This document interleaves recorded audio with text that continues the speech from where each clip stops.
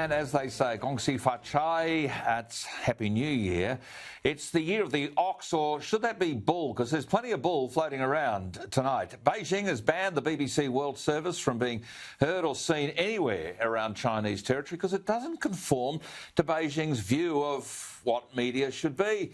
Beijing is also blaming our beef, apparently, for coronavirus being introduced into China in the first place. That's another gratuitous mention of bull. And they also say we're dumbing down our university education in order to make sure that it's easier for Chinese students to compete and attract more overseas students. Now, there may be a few people will have some sympathy and empathy for that view. Meanwhile, we here in Australia are just running scared as this China virus continues to interrupt our everyday lives. And my thoughts are with people in Victoria as the totalitarian tendency of Daniel Andrews has yet again shifted into high gear. And my understanding is all around Victoria tonight, every sports store has sold out of tennis rackets because they've been listening keenly to Daniel Andrews, who said that tennis players are, of course, an essential service. Meanwhile, those who are not tennis players have to sit at home with a mask on. Sit at home with a mask on.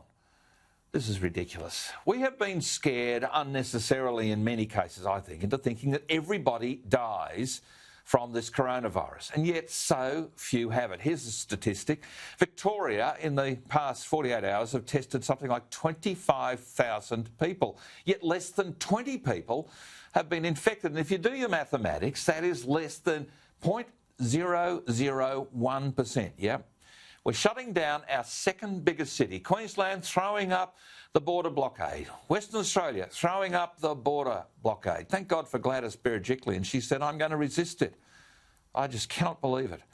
Meanwhile, this week, the Prime Minister has talked about net zero emissions and leadership on net zero leadership, yep. Signing up to emissions regime, an emissions reduction regime, which, according to some reports, will destroy 556,000 jobs. Now, Labor have lost 4 federal elections over the last decade or so over this rubbish. Why on earth the Prime Minister is wanting to also now signal that he wants to campaign on it is beyond me. IR reform, well, it brings back the heady days of 2005, 2006 for me, when work choices were so poorly explained that it became easy to create an enormous scare campaign. Now, apparently this IR reform is going to be booted.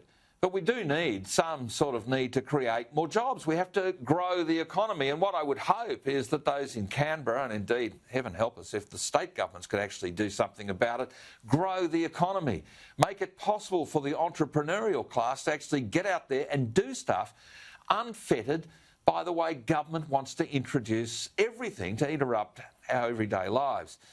And what I'm seeing right now is net zero vision, net zero ambition to grow our economy, net zero commitment to new dams, to new power stations, and this has to change.